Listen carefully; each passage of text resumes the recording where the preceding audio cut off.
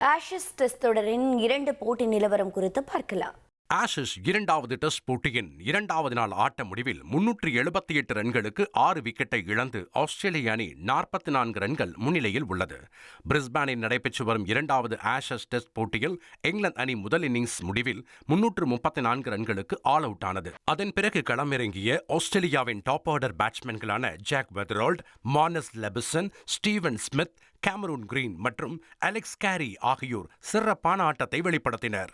இதில் அதிகபட்சமாக Jake Weatherald 72 ரன்களும், மார்னஸ் லெபிசன் 65 ரன்களும், ஸ்டீவன் ஸ்மித் 61 ரன்களும் எடுத்து ஆஸ்திரேலிய அணி 44 ரன்கள் முன்னிலை வகிக்க பெரும் பங்காற்றினர்.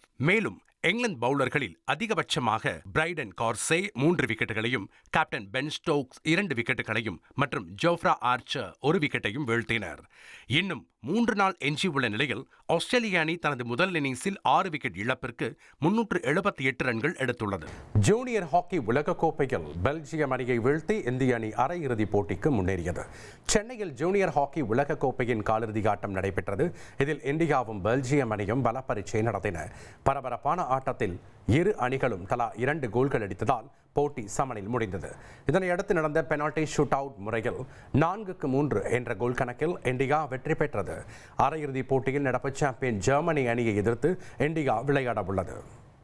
நியூசிலாந்தில் பார் ஒன்றுக்குள் குட்டி சீல் ஒன்று நுழைந்து தனது துருதுருப்பால் அனைவரையும் கவர்ந்த காட்சிகள் வெளியாகியுள்ளன. முதலில் அதனை ஒரு நாய்க்குட்டி என்று நினைத்தவர்கள் பிறகு சீல் என்பதை அறிந்ததும் அதை ஒரு நாய்க்கூண்டில் பிடித்து வனத்துறையினரிடம் பத்திரமாக ஒப்படைத்துள்ளனர்.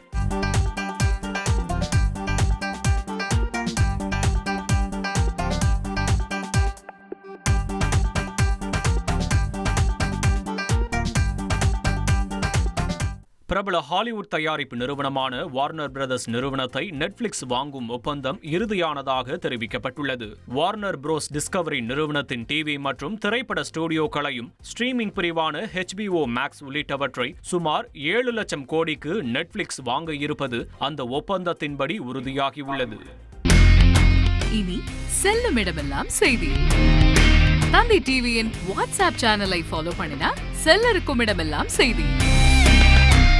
இதோ QR கோட் இப்பவே ஸ்கேன் பண்ணுங்க, ஃபாலோ பண்ணுங்க.